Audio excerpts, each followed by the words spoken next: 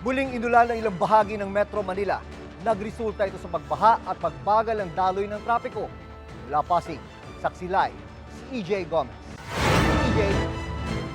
June, ilang residente at motorista nga ang napilitang suungin ang abot binting baha sa ilang bahagi nitong barangay Pinagbuhatan dito sa Pasig City sa kasagsagan ng malakas na ulan kanina.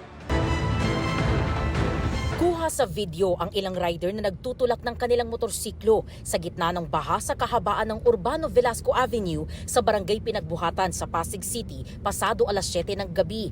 Bit-bit ang kanilang mga payong, may mga residente ring sinuong ang baha na umabot sa binti. Maitim at marumi ang tubig dahil na rin sa mga naglutangang basura. Ayon sa barangay, ganito ang sitwasyon sa lugar sa tuwing biglang bubuhos ang malakas na ulan.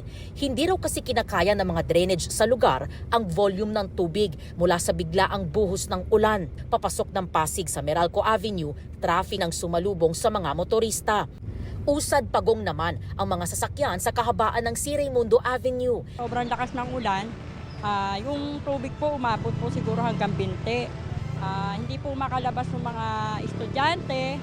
Marami po umuwi na naglalakad na baha. Tapos pati po yung barangay namin inabot din. Hindi rin po kami makapag-responde kanina dahil sa sobrang baha. Kaya malaking perwisyo din po sa amin. Almost 3 oras simula alas 6 hanggang pasado alas 8 po ay tuloy-tuloy ang pagbuhos ng ulan. Hindi pa rin po kinakaya pagka ganyan po yung volume ng ulan.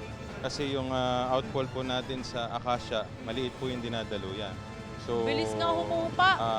bumabagal po yung pag-agos ng tubig doon. Di ba? Baha pa kanina eh. Yun yung video na sinend ko eh.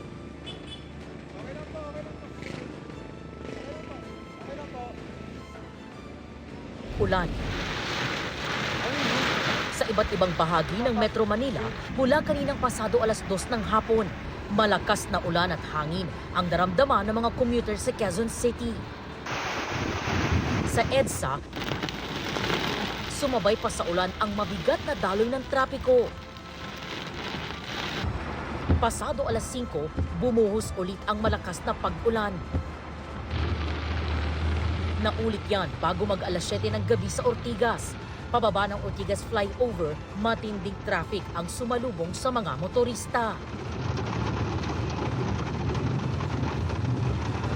June, nandito tayo sa kahabaan mismo o bahagi nitong Urbano Velasco Avenue at sa nakalipas lang na 20 minutes ay baha dito. Yun naman yung sinasabi ng barangay, talaga nagbabaha lang dahil sa biglaang buhos ng ulan. Pero makalipas lang ang ilang minuto humuhupa naman. May programa rin naman daw sila, yun yung pagpapalawak ng waterways at outfall dito sa Urbano tsaka yung patuloy na paglilinis ng kanilang mga drainage para maibsan nga ang pagbaha ngayong tag-ulan.